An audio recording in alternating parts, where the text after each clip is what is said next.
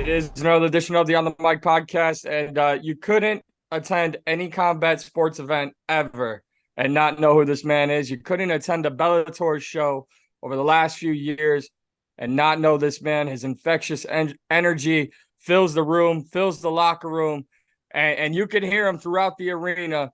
He is an absolute legend in the combat sports world, so I'm super honored to welcome him to the podcast. The one and only Burt Watson. Sir, how are you? Oh, I'm trying to make it, baby. How about yourself, man? I'm good. I'm good. And obviously we're coming off the heels of Bellator 298. Woo! I really don't know where to start with you because there's so many things I want to talk to you about. First and foremost, I want to credit yourself, Bellator. They did a great 11-minute documentary piece on you about a month and a half ago. Yes, That's sir. on the Bellator YouTube page. So just your time with Bellator as a promotion, how's that been for you? It's been awesome. I've and to kind of just piggyback off what you just said, that piece is now actually on MMA Junkies Twitter page and website. The Burt Watson documentary, 11 minutes, and I would love you guys to go check it out. I'm excited. I'm excited about that. You know, guys are good when they can take all that and put it into 11 minutes, but they did it. And it's on the MMA Junkie Twitter page.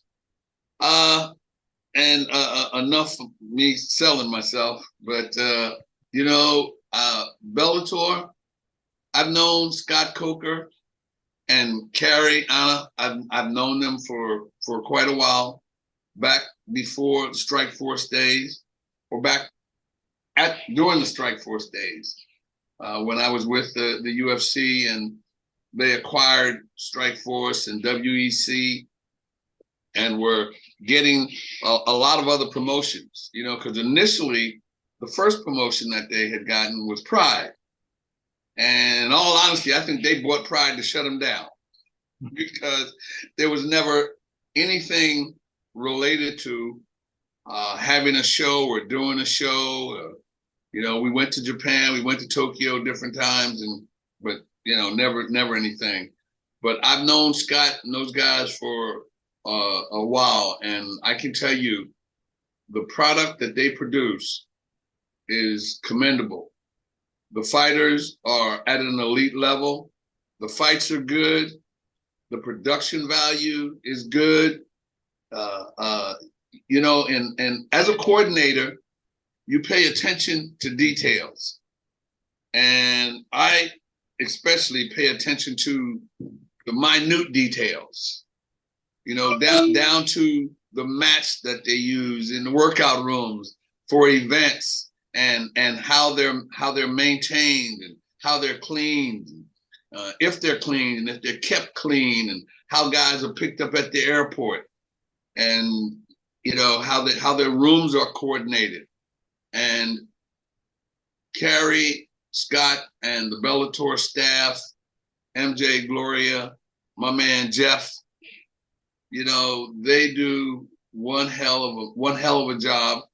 And it's probably the very first time I think, and I'm trying through my head, and I'm going through all combat sports because I've been in combat sports.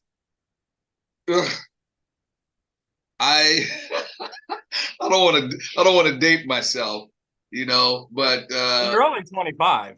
I mean, uh, my first show was that I viewed and had any kind of inclination was March 8th, 1971. That was Muhammad Ali and Joe Frazier. And I kind of got an interest in the sport or combat sports at that point. And, I met Joe, we became friends, and, I kind of got connected to people in boxing. And at the time, MMA was not there, but I did. And I jumped in on all fours in the 80s. And the point I was trying to get to was that I don't think in all these times that I've ever worked with a female matchmaker. And Bellator has one. And Jane is unbelievable and does a great job along with Kogan, you know, and those guys are putting the match together. But she's awesome, man, and it amazes me how she does that with such ease. And I see the ease that she does it. Well, don't let me say the ease, because that stuff is not easy at all. Okay, putting matches together that work, that you actually get a fight, because the general public, they request certain matches and they request to see certain fights, but they don't really know the intricacies or the attention to details you have to pay in putting fights together. Because you can put a fight together with one guy that can fight and another guy that can't, and you're gonna get a dog fight. Okay, and I don't mean a bulldog fight. Okay? I get what you're saying there. I'm talking two chihuahuas. Yeah, no, it's very easy for anyone in the public to sit back and, you know, just like they say in the NFL, you know, armchair quarterback, right? Everyone thinks they can throw a touchdown pass better than Tom Brady could when he was playing, and so on and so forth. But no longer that.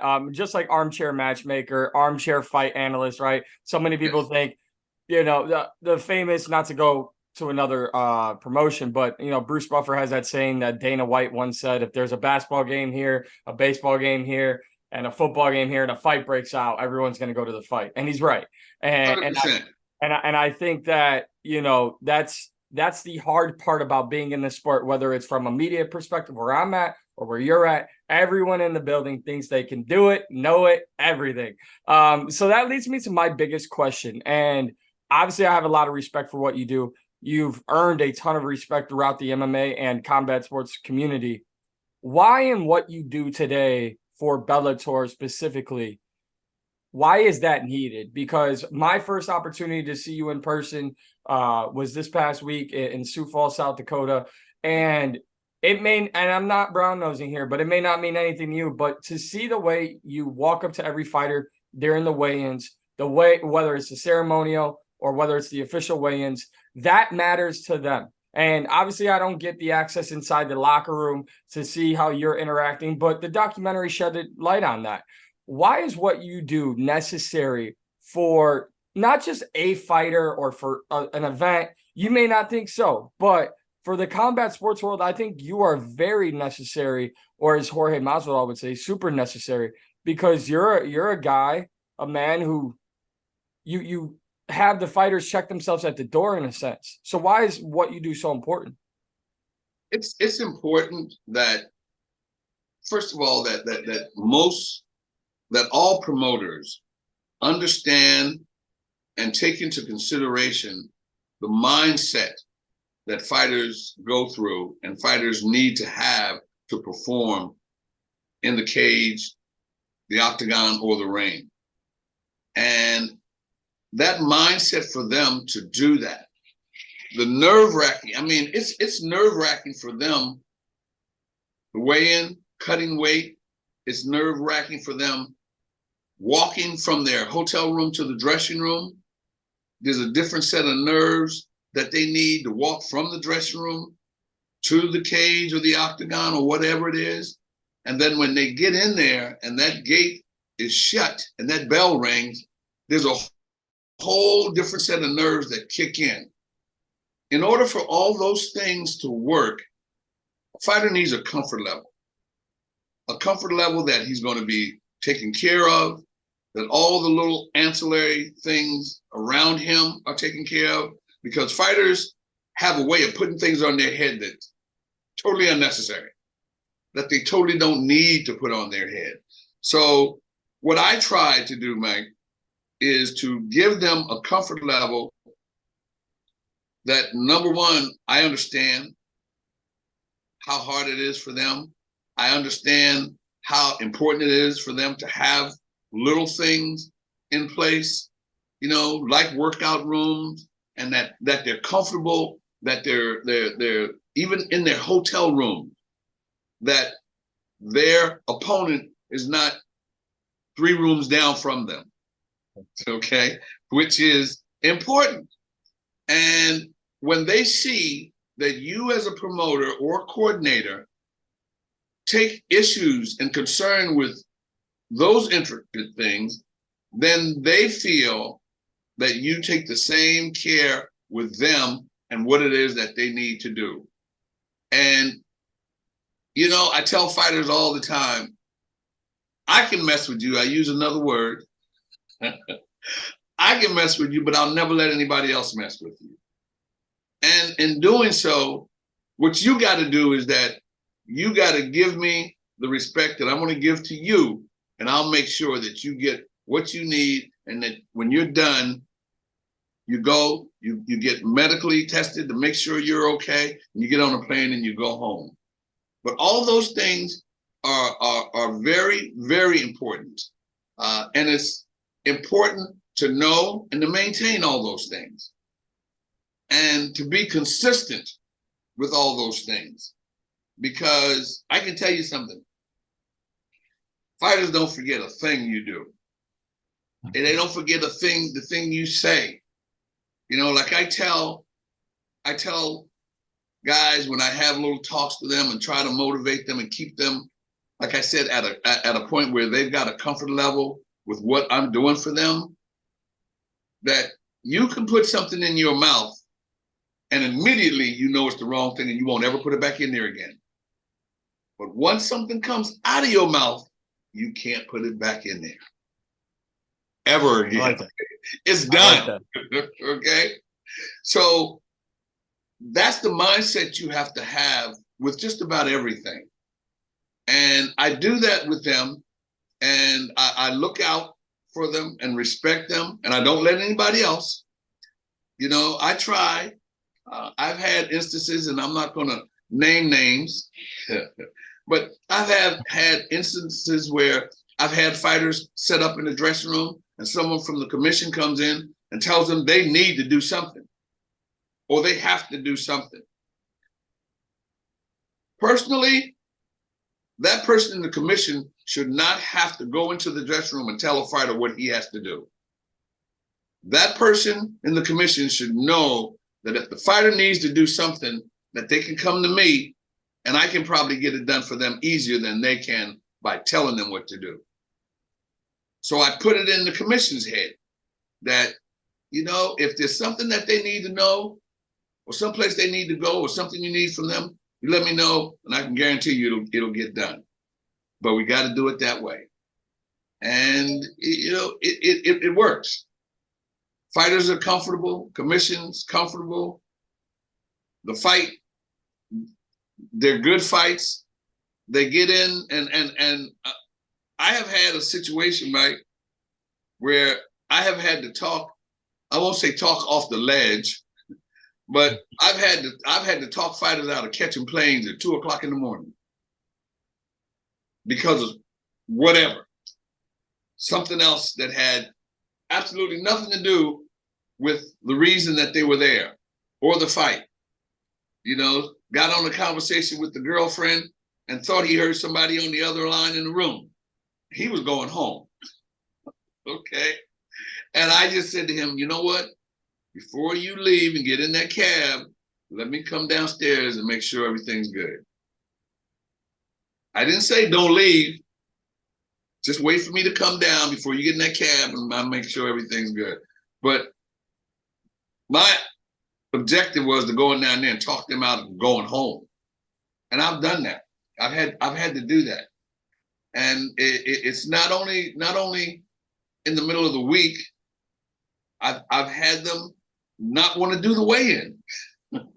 Okay, like I'm not doing this. I'm not doing this. And now I have to figure out how to get that fighter to get on that stage and do that weigh-in, because you have to make sure that when they get on there to do that weigh-in, that they're not mad, that they're not angry. Because who are they going to get in front of? The guy they're fighting. So, and that shit is a hair trigger. Right, right. When those guys get that close together, I mean, you have to be lightning quick if something breaks out, because the other one doesn't know he's going to hit him if he does that, or push him, or shove him. But you got to know that's going to happen.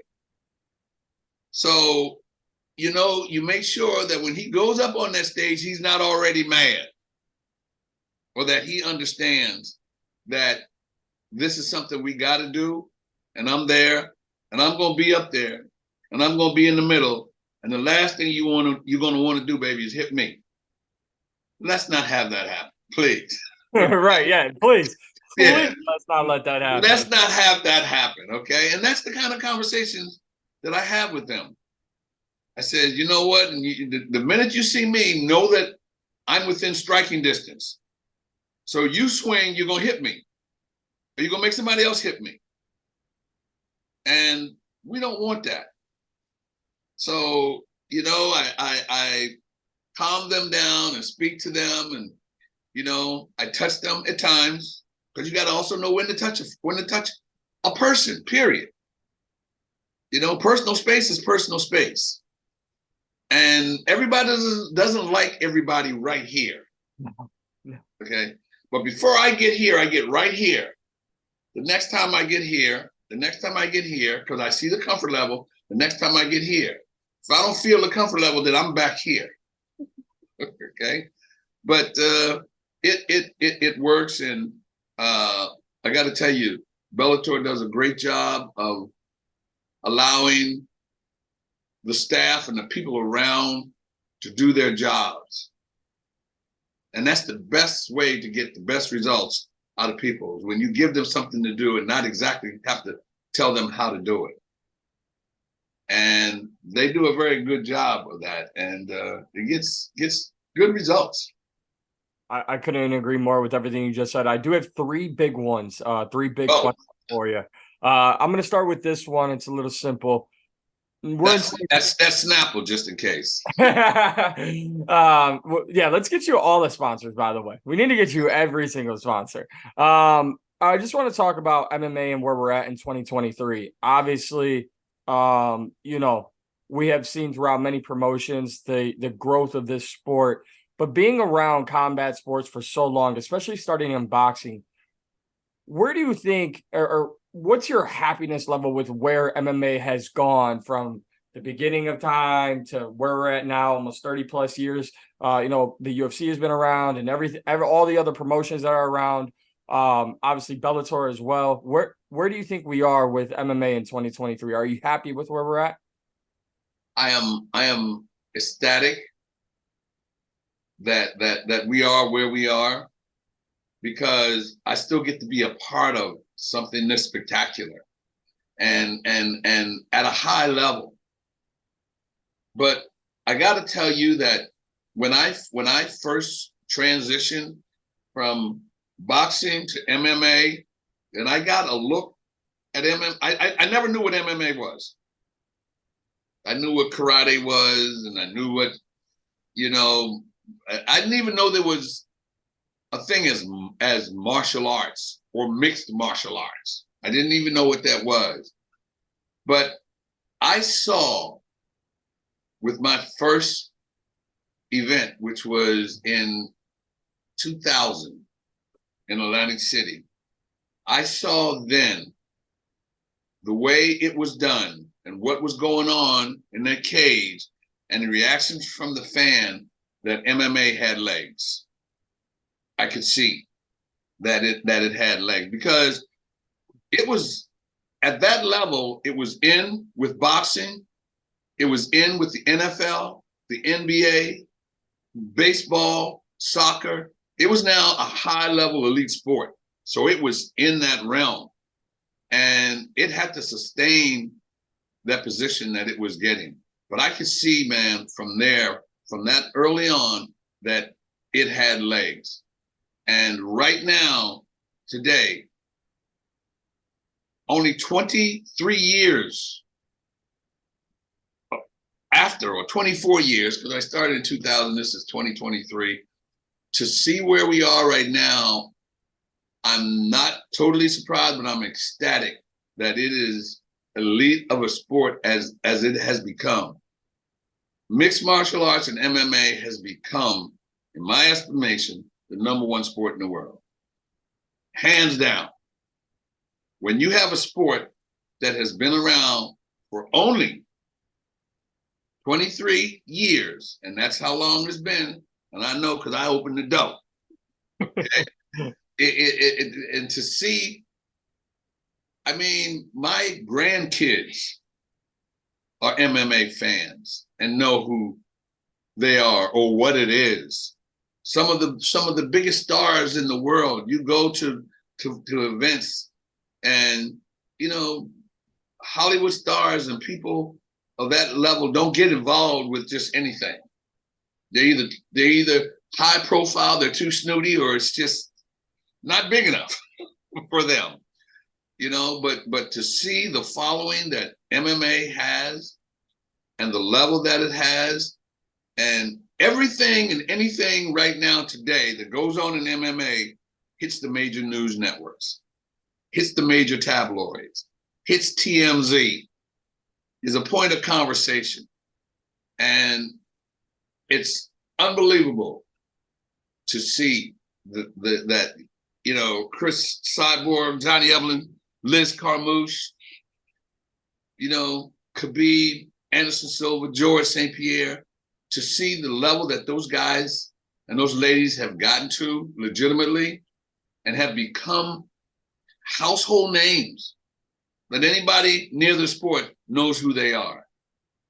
To me, it's amazing, my man. I agree. I think one thing that, well, there's many things that I have a ton of respect for you for. And what I'm trying to do is not ask everything that people can find out in the documentary, because we're going to plug that again. I'm going to plug it multiple times for you here. You know, so I'm trying to have a different conversation with you. And as somebody, as you said, open the door. I know what I do on this podcast. I know I attack and interview in a different way than most. As a guy who came from covering the NFL, NBA, MLB, you know, you always know you're going to have another game. You know, if Patrick Mahomes hurts his ankle or throws 2 interceptions and the Kansas City Chiefs lose, there's always next Sunday. Burt Watson, I don't have to tell you that sometimes a fighter steps into the cage and it may be the final time they'll ever do anything professionally in their athletic career. And for me, there's great people in this sport who can break the sport down from a technical standpoint. One of the biggest ones, in my opinion, is Luke Thomas, someone I had the opportunity to work with at SiriusXM. And that's those guys' avenue. My avenue is to bring the person of the fighter and the person together, and let the crowd and those who will watch my podcast get to know why that person steps inside the cage. That's just me. Now, for someone like you who is so invested behind the scenes with every single fighter on the roster, it's a crazy question for you, because I know, and I want to promote also Legend to Legend, featuring yourself and many legends throughout the sport, which can be found on MMA Junkie. What would you like to see MMA media do? Because we have a bunch of different avenues. We have the reporters who break fights, who do the interviews, who do podcasts, and sometimes it can get a little tricky because they're trying to cover the sport just like it's NBA, NFL, MLB. I don't think you can do that. You have the technical analysts like Luke Thomas and others who can break it down from a technical standpoint. Then you have schmucks like me who just want fighters to come on his podcast and tell their story. What do you think MMA media needs more of? Guys like you. And you didn't use that word. You used the word schmuck, but I love to use that word. And the reason I say that, and that's an awesome question, is because we understand and know what the sport is and know what it takes to be involved with the sport. And whether you're good, bad, or indifferent, the sport is going to pull what it needs from you. So you're going to have to go from that angle. What I'd like to see, and what I think guys like you do, what I think is good, is that you get to know the person. You get to know who that person is. You get to know if that person has a family, or that person doesn't have a family, if that person has had a drug problem in the past, or has been incarcerated, or may not have a good relationship with some of his own camp members. Get to know those things so that you know how to approach that person, or when to approach that person, or what to say and what not to say. Or if you're going to say it, figure out how to say it. But know what it is before you go out and say it. Get to know the fighters, get to understand the fighters, because that's important, because this sport is growing at such a rate that it is never going to come back to where it was. Right. It's going to keep going. So anybody that gets on that wheel now is going to become a part of that wheel. And it's that wheel is not going to ask you to learn how to roll with it. Like Burt Watson asked you to be rolling, baby. That wheel is not going to ask you to do that. That wheel is going to keep going, and it's going to keep rolling. And I think you need to know the personalities that you're dealing with. And it's funny, I'm sitting here and I'm looking at your wall, and I see Glover Teixeira, and I see Usman, and I see Amanda Nunes, and I see Colby Covington and Jan, and I see all different personalities that I deal with all differently. And I take the time to get to know them as people and who they are. And that may sound a little cliche or, a little nerdy, but I get to do that because people know when you're real, when you're sincere, when you're coming at them from a real place. And if you really know, like I kind of almost know what to say to Glover and what not to say. Right. Usman, same thing. Johnny Evelyn, Liz Carmouche, I know the conversations to have with her. And I don't want to put any of her personal stuff out, but I know she has a new family. And I usually start my conversation, to get that comfort level, so that anything from that point comes from a real place. And if that is something that I could help transition this sport, because I can tell you something, boss, it's only going to get bigger. Yep. It's only going to get bigger. It has not scratched its surface yet, but it's going to definitely going to get bigger. I think you could speak to this better than most people, right? Because when you look at, and I'll just use the NFL and NBA as an easy example, right? I'm wearing a Bears hat, so I'll do that. Justin Fields, if he comes out, he becomes the number one pick for the Bears, who have desperately needed a franchise quarterback for years. When the draft comes in, you're going to learn about Justin Fields. Almost every year, the NFL and ESPN get criticized because they tell a sob story for 30 seconds, and then they list all the players' accomplishments, and then they say, well, he lost his parents when he was 5, he was homeless when he was 7, and then we never hear about that again. Because what do we expect? That man is now 18 or 23 years old. He's signed a $30 million contract. He's expected to grab his shoulder pads and helmet, and we'll see you on Sunday. And it doesn't matter what you've been through in life. You got a game next week and a game after that and a game after that. And you're obligated to answer our questions because, damn it, you're making $30 million and you're part of the biggest sport in the country. That's that wheel rolling. That's that wheel rolling. And that's how the NFL is basically covered, in my opinion. In mixed martial arts and MMA and combat sports as a whole. This past week, I haven't spoken too much on it yet because it's not done yet. But leading into Bellator 298, I got to follow a fighter around. I won't mention names yet because it's not done. Just knowing that I was given that access, and the access was whatever you want. Whatever you want. And when we don't want you to film, we just don't film. And okay, no problem. And for me, it was, okay, this is how I want to cover the sport. Because, like we said earlier, there's no guarantee that fighter ever steps into the cage again. There's no guarantee. I mean, when you tell some people that Khabib Nurmagomedov walked away from the sport when he was at the top of the mountain at 30-0, and he could have stretched that record to 35 or 40-0 and continued on, but he made a promise to his family after losing his father that he wasn't going to fight anymore, and he kept that promise. LeBron James can't make that promise. LeBron James can't say, I'm not, this is my last basketball game. I'm sorry, guys. People would lose their mind. It just won't happen. So for me, and I think, like I said, I think you could speak on this the most, media, in my opinion, are given such exclusive access when it comes to covering fighters, because it's not, I've got 53 men in the locker room, I can pick the second string quarterback or the third string running back, and it doesn't matter. I talk to a player on the team, I'm happy. No, you have one individual coached, cornered specifically by no more than 3 other people, maybe coached by a team of 5, and that's who you have. And to get any of that access, I think you have to make the most of it, because it's so personable and it's so personal. Now, I'll go to what I said originally, and 100% you hit it.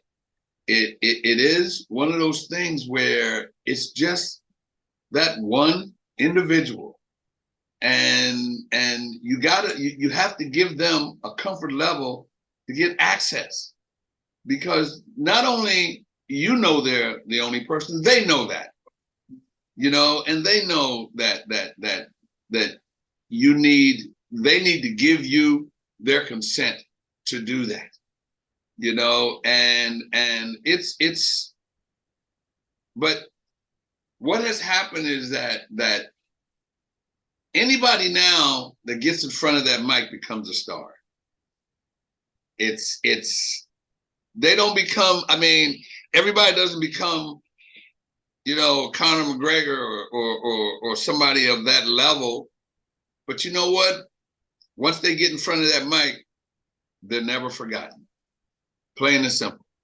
Because of the influence on social media and the way things are tagged and put on and last, and they stay on there forever. And guys know that. And they kind of carry that with them, knowing that, and every one of them always says to themselves, when I get my effing chance, I'm going to keep it. Okay. I can't tell you how many times I've heard that.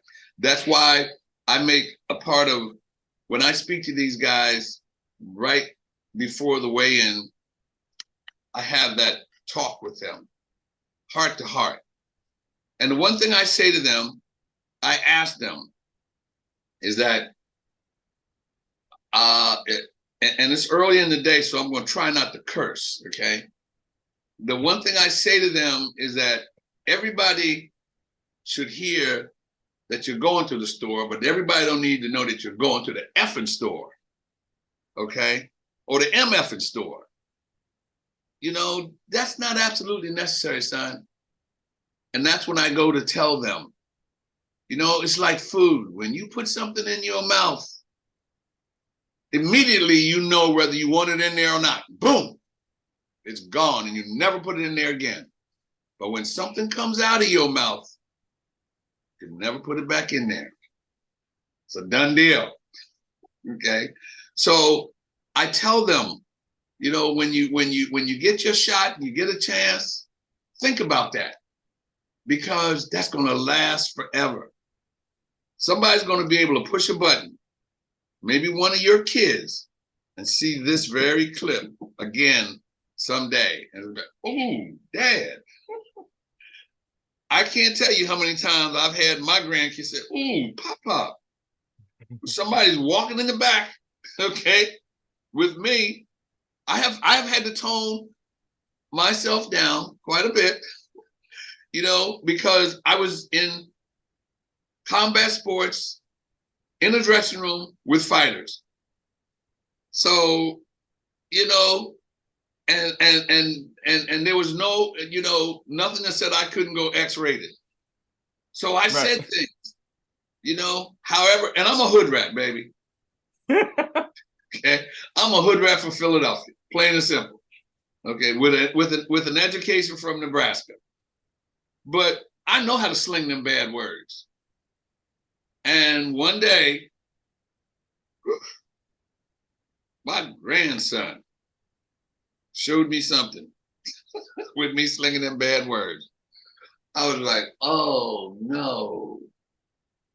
And that was, and from that point on, I can't tell these guys what to do when it comes to that, but I can at least put it in their head and put it in their ear so that they at least think about it. Do they always listen? Not always, but I never ever not say it or tell them not to forget it, because just like that poster you got on your wall, baby, I don't know how long ago that fight was, but they last forever. Yep. Never go They anywhere. absolutely, Never they go absolutely anywhere. do. And there's a lot more of these posters I just don't have. And where I live, I've got pictures and other stuff I'd like to put up, but no holes in the wall. So the posters have to do for now.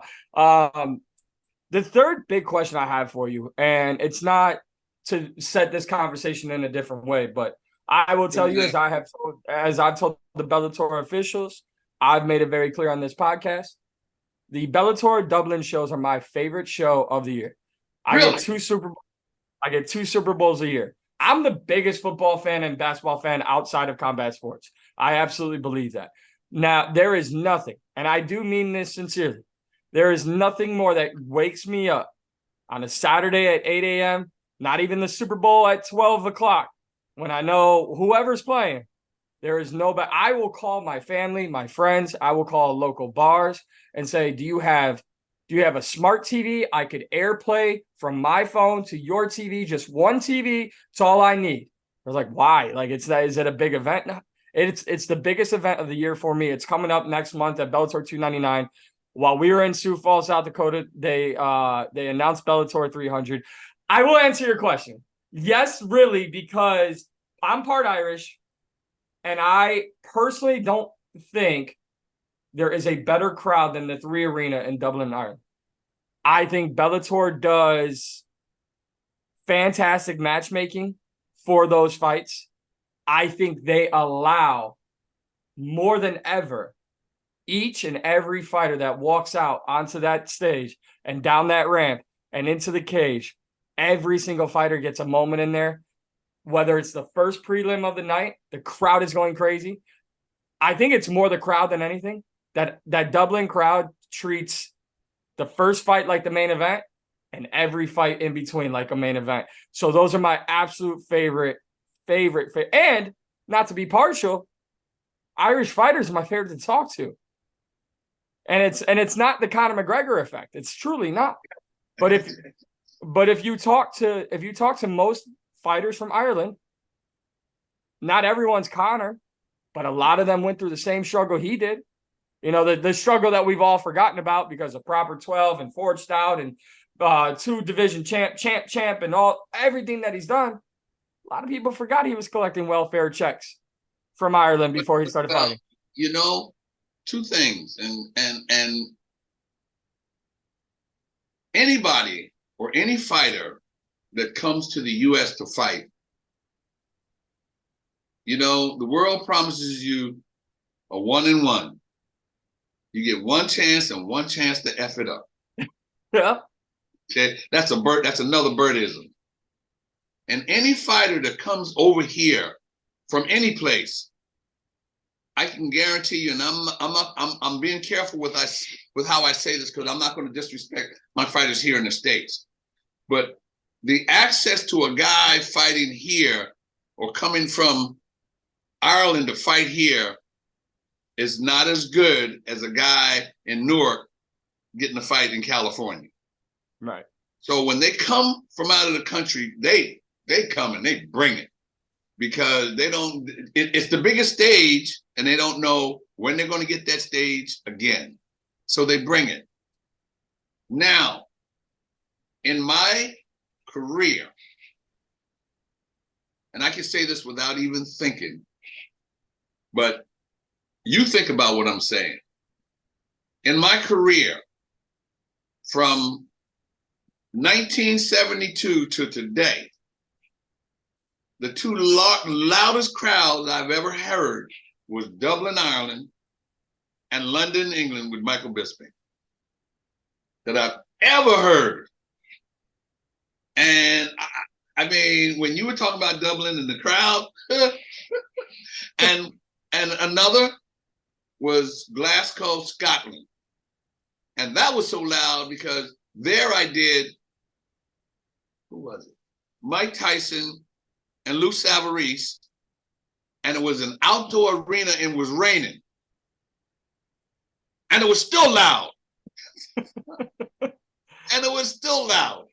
But Dublin, and then with Bisping, it was inside, and the walkout. You walk from the dressing room to the holding area was under the bleachers, and the bleachers were tin or whatever that material is made of. You could hear, and that's what they were doing.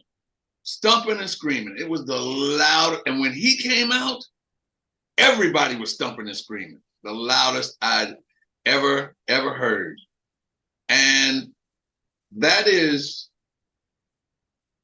for me, probably one of the only time I ever feel what I'm doing is when I walk a guy from that dressing room and I give him that we rolling to the holding area and take him to get greased down. Nothing like it in the world, bro.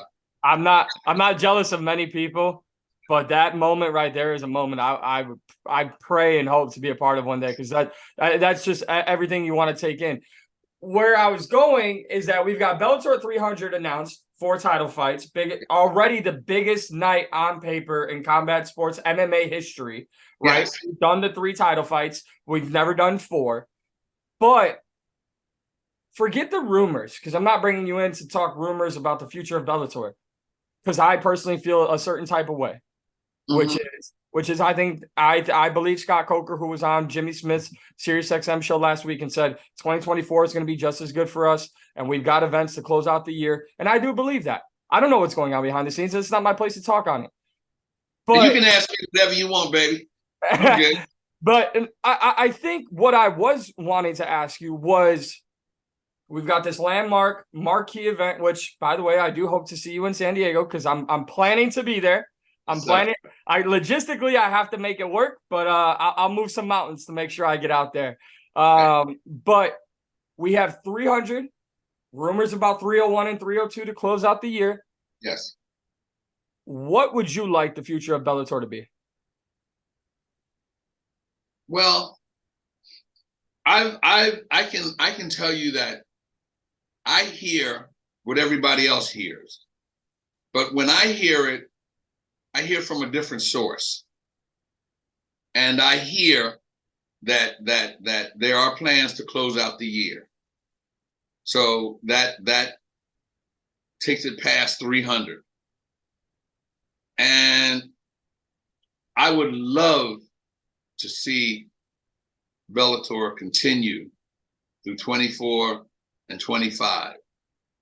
But I would love to see it continue at the same level. And there are variables that have to be in place for it to continue at that high level. And I'm all in for whatever has to be done to make sure that that continues. And if what has to be done is a partnership with someone, all well and good. I just hope that whatever happens, that people are in place, and that the same energy that we have now stays there. And it's but I've been through mergers, and you know, I was around with WEC and Strike Force, and I've seen that happen. And I've seen that turn out pretty good. Because most importantly is that the fighters are not displaced. Right. That the fighters are still have a place to at least compete for a spot. And you know, if it brings another resource in addition to what's already there, I think that's a good place for a fighter to be able to do that and to have a resource to do that. I just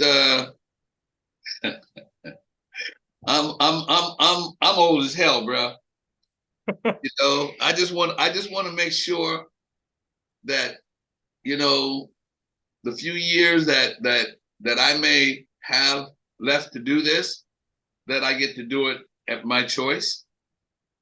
And, you know, as long as I can do that, I'm always going to have fun.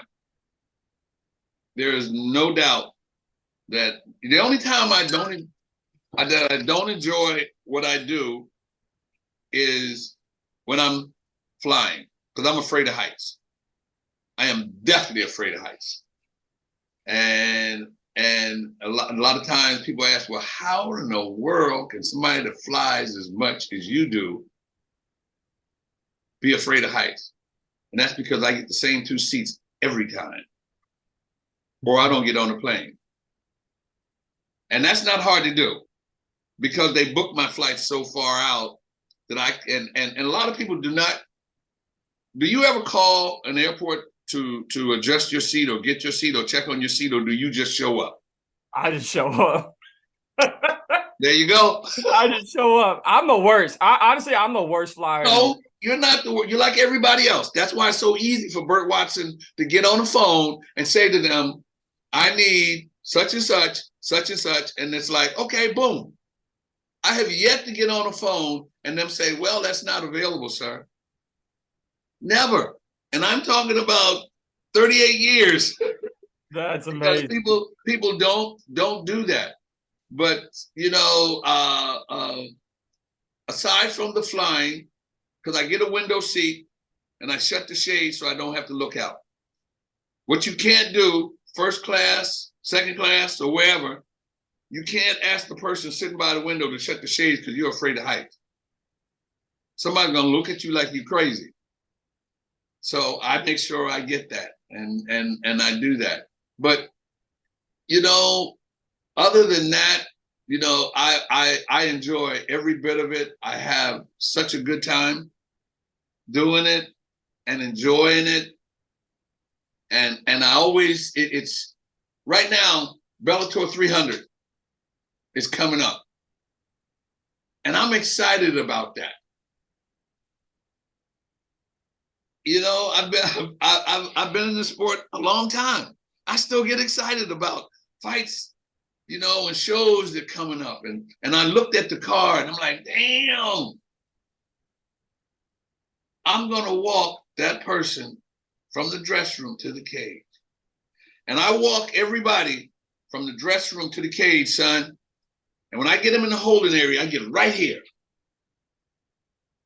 Every fighter that walks with me walks my face first.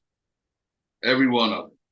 Every one of them. Sometimes it's moving so fast, I got to run because I got to catch up with them, you know, because we got to keep things moving. But I make sure that it's good that they keep moving. But I'm right here with everybody. And that's pretty awesome, baby. It's more than awesome, and it's why I want everything to keep going in terms of Bellator, and it's why I really need to make sure I get out to San Diego for 300. Not only is it going to be an epic card, 4 title fights, but I need to be around more. You know, I think my first experience ever traveling for an event was this past Bellator 298. I've been to the Chicago shows, but always kind of just popping in and popping out. You know, staying around all fight week. It's a different experience, and it's one that I love. I don't want to keep you for too much longer, and I want to give you an opportunity to talk about something where I my level of respect for you went above and beyond, because like I said, and I don't mean it in any weird way. I do hope that one day I can have the conversations that you have. You are someone, when you speak to people in the fight game, not only, and I think Scott Coker said it best, and I believe his name is Mike, part of the Bellator staff, you command respect of everyone, wherever you are, whoever they are, you command respect because you give the respect and you get it back. And that's something that I hope to do on this show, that I hope to do in person, whether it's broadcasters, fighters, coaches, whomever, promotion officials. I hope to get there. I want to talk about legend to legend, because in every sense of the word, you are that. And the way you talk to these other legends, we always think it's so cool when we see it in sports, or especially combat sports. Look at these two. They fought 10 years, 15 years ago. Now they're chopping it up. It's great. But in order to do that, if we're just talking fighter to fighter, in order for two guys who once fought each other 15 years ago to have a good conversation, it's got to be a level of respect. Yes. And that's something that I think you do so well. Not only you give the respect, but you get the respect back. And it's a testament to all that you do. But talk to me about Legend to Legend, how that came about, and how that is for you to do that. Well, it's a Legends to Legends is a show. MMA Junkie gave me a platform to sit down and have an in-depth conversation with legends, people who have walked that walk, who have talked that talk, and who genuinely have paved the way for younger guys. And it is a platform where I get to sit and talk with true legends, but from a standpoint of not something I read, because it's everybody that I've had on my show so far in Legends to Legends, I've worked with. So I can have a real conversation with them. Like George St. Pierre's last fight in the dressing room, where he had that gi on and that band around his head. I put that thing up there, and little stories of how things quickly. My first show, I was going to do the show, and I called this fighter, and I said, listen, I got a platform I'm going to be doing. I want to do a show, and I want to do a show where I sit down and, we just kind of, I called it OG chatter. Okay. Let's just have some OG chatter. Let's just kick some SHIT around and let's just talk about it. And that person said to me, I'll be glad to do it. Let's do it. It'll be one legend to another legend. Click. But that person had to say it for me to think. They said, it'll be one legend, and that was Vitor Belfort. He said, it'll be one legend to another legend. And that's where that whole, in my head, you know what? I didn't just come up with that. Someone suggested that. And I can now, if somebody says to me, because people will say, how do you consider yourself a legend? Not saying that they would, but I'm just telling you people would. Right. So now I have the background to substantiate that, because a fighter said it to me. He said, you know what? Let's just call it Legend to Legend. So I said, you know what? That's good. So I went to MMA Junkie and I talked to them, and they said, okay, here's what you do. And I have a young man, his name is Abby Suktan. I hope I pronounced Abby's last name properly. He edits my show, and I do the interviews and send him. I do maybe an hour and a half or hour, and he puts it into 40 minutes, and he gets all of the footage and all that other stuff. But the guys that I sit and talk with, because of the fact that I've worked with them, and I know, and I've been in the dressing room, and we can have a conversation. I say, no, hold up. That's not the way that happened. Or I know a question I could ask that know the answer I'm going to get because I know it's true. You know, as opposed to, I heard that you yada, yada, yada, and that I knew that George St. Pierre got bullied as a child.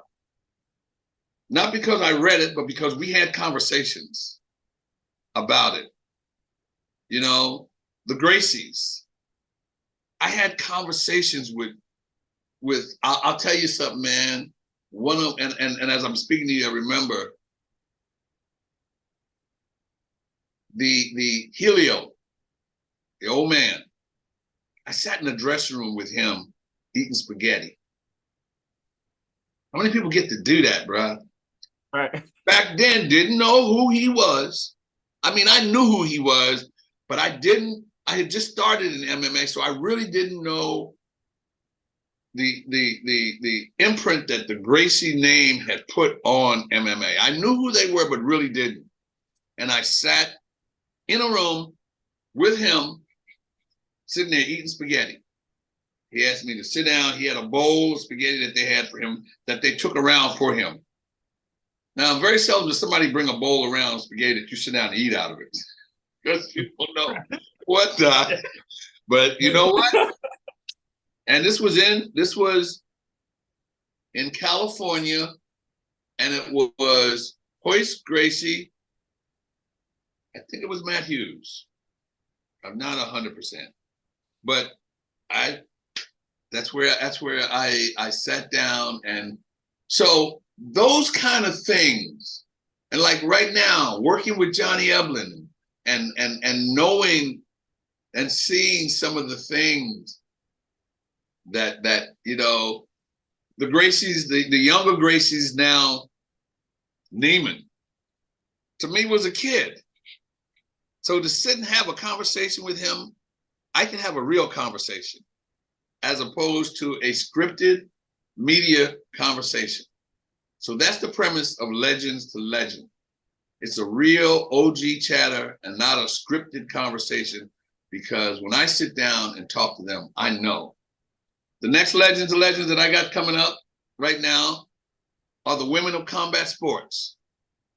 I sit down with Layla Ali, Chris Cyborg, Liz Carmouche, Shannon Knapp, and got a couple others in there, but legitimate ladies of combat sport. Because I went through an era where they were denied, where they were told that was never going to happen. Where Layla Ali only got the opportunity to fight because she was Layla Ali. But Layla Ali could fight, bro. Oh, I know. Okay. It was, and Layla Ali her record, I think, is 25-0. I did 24 of her fights. So she didn't just get that because she was Muhammad Ali's daughter, but that's what it was, and I had the pleasure. I told you about March 8th, 1971, when Muhammad Ali fought Joe Frazier. And I did a Champions Forever tour with the 5 champions: Joe Frazier, Muhammad Ali, George Foreman, Larry Holmes, and Ken Norton. And I would sit at the press conference, and the profile of those 5 guys ingrained. Well, I saw the profile of Joe and Muhammad Ali. I did the fight with Layla Ali and Joe Frazier's daughter.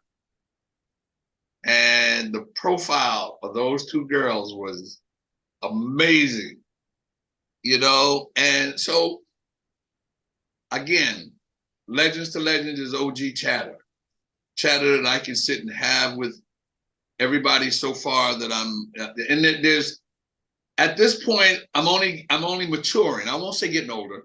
I'm maturing, and my experiences are getting better.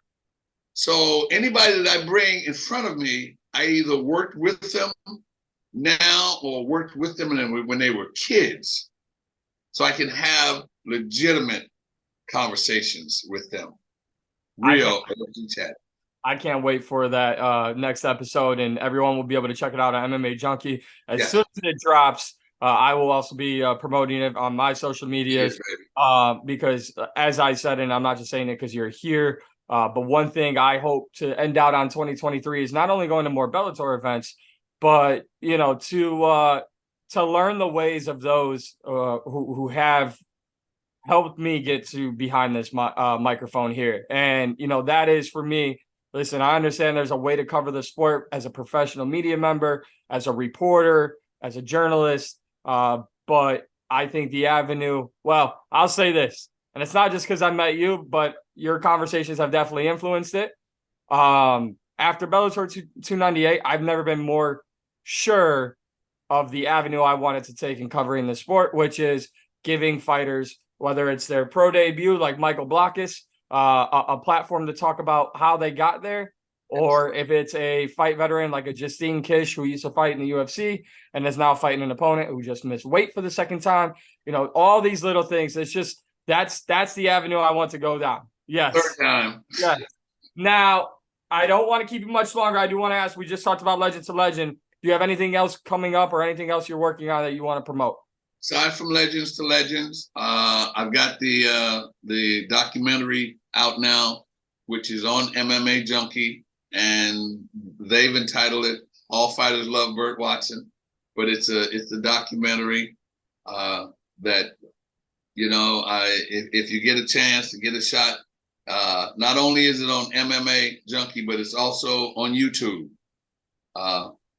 Burt Watson's Bellator documentary. Done by, I can't pronounce Victor's last name, who did the documentary, but he did an awesome job. It included my verbiage and my thought process. And I think for the first time in my life, I saw my mom and dad on screen, which to me was, whoa, that was pretty awesome. So those are the two things that I've got coming out. And I'm going to continue with Bellator wherever this road takes us, 300, 301, 302, whatever. I'm going to continue with it, and I appreciate you and what you do. And as long as you stay as genuine as you are with everybody, because I'm going to tell you something, bro. People remember everything you say and never forget anything. And know when you walk away what they're going to say about you. Okay? Know that. So when you leave them, I told you, you get a 1-on-1, one chance, and one chance to F it up. Always keep that 1-on-1, baby. Always. I'm going to have to, because I think about that a lot. Every fighter, every coach, every time I'm anywhere around this game, I think about that a lot. And I really appreciate your kind words. Listen, I've never been west of, before last week, I've never been west of Illinois. South Dakota is the most west I've ever been. Wow. So I am, like I said, moving mountains to make sure I get to San Diego. I may need some helpful tips for being out in California, especially in the beautiful city of San Diego. I should be there all fight week, but you may be hearing from me. It'll be my pleasure. I'm just never. I mean, listen, I'm just getting used to the Bellator shows, outside of the Chicago ones. But now traveling, and people are like, "Wow, that's so great, you traveled." Like, yeah, but it wasn't pay. All out of pocket, yeah. Because just as you, I don't have to tell you. I love it, right? And we'll do anything for the sport we love, and I don't care. It offered me an opportunity. Paying out of pocket for me meant I got to have an hour-long conversation with Burt Watson a week later, and I'll take it. Where do you live? I'm in Chicago. Oh, that's one of my favorite places. Yep. I like Chicago, and hopefully, well, either way, I'll be back in Chicago. I'll just tell you that, I mean, I like Chicago. I like the crowd in Chicago. And I've been there 6 times. So, and for various organizations. So, the road is still open for me to be there. And I think that you need to experience, and we'll talk when you get to San Diego. You need to experience that walk from the dressing room to the holding area. And I'm gonna leave that alone, but holler at me. I will definitely do that. Consider the flight booked at that point. Burt Watson, it is honestly, truly an honor and privilege to talk to you today. Thank you for giving so much of your time to me. And I never admit to this on camera, but I will for you. Every once in a while, and it's no disrespect because this will be almost episode 250 of this podcast. Wow. Kind of a trail, a journey that I do it for 4 weeks. Life would get in the way, and then I'd get back to it. And consistency is the name of the game for fighters. It should be the name of the game for myself. Never before has the fire been lit so greatly for me to keep this rolling along. So you're almost number 250, and I hope there's 250 more after this. But to everyone else who's ever been on the show, and for some people, I reach out to them personally and tell them off air. I'll tell you on air. Some conversations, I'll hit end Zoom, I'll close my laptop, and I could run through walls throughout my entire apartment building because that's how fired up the conversations got me. You, Burt Watson, had me ready to run through multiple walls of multiple buildings. I can the same right now. All I can say, and I would never take a Burtism from the man himself, but we're rolling. We're rolling. We're rolling right now. All night long, baby. All night long. And I appreciate it. Just don't mess up them posters back there, man. Listen, I have a closet full of them. I've got some on the other side here of my room. There are once I'm in a new place where I can actually hang up, work like you have. There's a specific artist. I want to grab some of the most notorious pieces in MMA history. Wow. So I know at 31 years old, single, sometimes I bring a lady over. They're like, what are all these fight posters? I'm like, this is my studio. This isn't my bedroom. This is my I got two of them, and one you can't see, which is here, which I got everybody to sign it. And my most favorite one is that one back there behind me. And that's Joe Frazier, Muhammad Ali. And that was an original of them signing it, in front of me. And I that one's probably you can't see, but there's one I got, a Rampage. Can you see that? Yeah, I can see it. Yeah. My man. And those are my favorites that I keep on the wall. But memories, man, I can tell you something. There's nothing in this world like memories, and not memories that you always say, I didn't read that SHIT in a book. Right. It's for real. When you got those for real and you're doing what you're doing, hold on to them, baby. I'll tell you this real quick. So behind me, obviously the Jamal Hill one. I know he's got beef with Ariel Helwani now, but Jamal Hill told a crazy story about his journey to wanting to answer the question if he was ever going to be good enough to be a world champion. And that interview sticks with me every single day. That's why I keep that poster there. The Leon Edwards poster against Kamaru Usman. I've actually never said this on air ever. It's on my social media, but I've never said this on air. This one is front and center because not only has Leon been on this podcast, and I have all the respect in the world for Kamaru Usman, but if you take everything into account that happened in their second fight when Kamaru was dominating and Leon hit a head kick that no one ever saw coming, including the broadcast. Yeah. That same night, my grandfather passed away right before the main event. So that poster will always stay right there. You were there. Wow. No, I wasn't there. I was out and my phone was blowing up and I'm like, what's going on? Like, it's a fight night. Like, I'll call you back. And then I got the message, what happened. And then 25 minutes later, Leon landed the head kick that no one saw coming. So I always keep that front and center. But now, before I let you, I'm going to make an official petition to Bellator. You cannot have the 300th event with 4 title fights and not get a poster. I like the UFC and the posters and all that. I need a damn Bellator poster here. I need a Bellator poster here. When you have 4 title fights, you got to have a poster for such a historic 300th event. We got to make it happen. I got a question. First of all, you said something about somebody's got beef with Ariel. Who hasn't had beef with Ariel? Okay. Ariel's been beefing with people since I met him as a teenage journalist, but that's who he is. But about that poster, they do posters for every fight. Bellator does. Did you know that, or did you not? They did. I did not know that, because even when I was at the shop, I think they did the autograph. Now that I remember, they did autograph poster, but I had a very small one from Michael Chandler and Patricio in Chicago.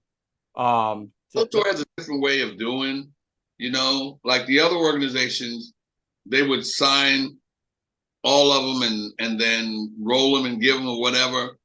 And Bellator only has, but now I'm talking to you, I know that's going to change, because they usually only have the main event signed the posters. But for this one, as big as it is with the four title fights or 3 title fights, I'm sure they'll have every one of them signing it. But I can guarantee you they're going to have a poster. Yeah, well, I'm going to get my hands on it, and it's going to go right here. It's going to go front and center, because doesn't matter who signed it, huh? No, none of these are signed. I take all these from my local bar. Every fight they come into, but my local bar, they go, "Hey, Mike, we got this poster. Do you want?" Yes, absolutely. And last story for me, I did that for one of my bars I used to work at. They said, "Hey, we got a UFC Fight Night poster. It's UFC Long Island. It's Chris Weidman." I go, "Give it to me." I go, you guys are not supposed to get, from what I know, the Fight Night posters. You guys are only supposed to get the pay-per-view posters to promote the pay-per-view. I said, "Give me that Long Island poster." And so they gave it to me. And then I want to say it was UFC 225 here in Chicago. And gentleman next to me, me being a freelance journalist, I had the poster with me and I gave it to a buddy of mine. I said, "Go get this signed, because one day you never know." Because it's not within me as a media guy to go, "Hey, that's not what I'm here for." But as I'm walking back to my car to put it away, because I went to the event as a fan. I've never been credentialed to a UFC event. So I went to the event as a fan, but I still kind of kept myself into the media role. I want to look professional. So as we're walking back to the car with this signed poster, the guy sitting next to us in the parking lot, he's like, "Man, you got that signed by Chris Weidman. That's so cool. That's like one of one." He goes, "Can I show you something?" And he FaceTimed his son, and his son had nothing but Chris Weidman all around his room. Wow. And I said, "Here you go." He's like, Wow. "Wait, really?" Wow. So these posters, as you said, they tell a story, right? They tell a story. They have a memory. So for me, I love that Bellator has them sign it. I love that. I absolutely love that. But for me, I keep them because I want to go, I remember where I was when Jake Paul fought Tommy Fury, which is right in front of me, or when John Jones came back and beat Ciryl Gane, So what I want for a historic Bellator 300, I want it right here front and center. So this has been a great conversation. I can't thank you enough. And like I said, I'm ready to run through walls. Thank you, baby. And anytime, and maybe after 300, they make it through the rest of the year, we'll have another conversation. How's that? I love it. I'm mad. I'm jealous because I want to be in Dublin in September. And selfishly, that's why I want nothing to happen with how things are currently ran, because as I've told all the PR staff multiple times, I said, I can't do it this year, but damn it, in 2024, I need to get to the 3 Arena. I need to get there. So right now we've got Bellator 299 and just about 7-8 weeks away from Bellator 300. You can catch his documentary on MMA Junkie and the Bellator YouTube page. It's Burt Watson. You can also check his podcast out on MMAJunkie.com. Legend to legend. You are, in fact, a legend. And I thank you for opening my mind and having this conversation with me and helping me out along the way. I appreciate you, baby. 1-1.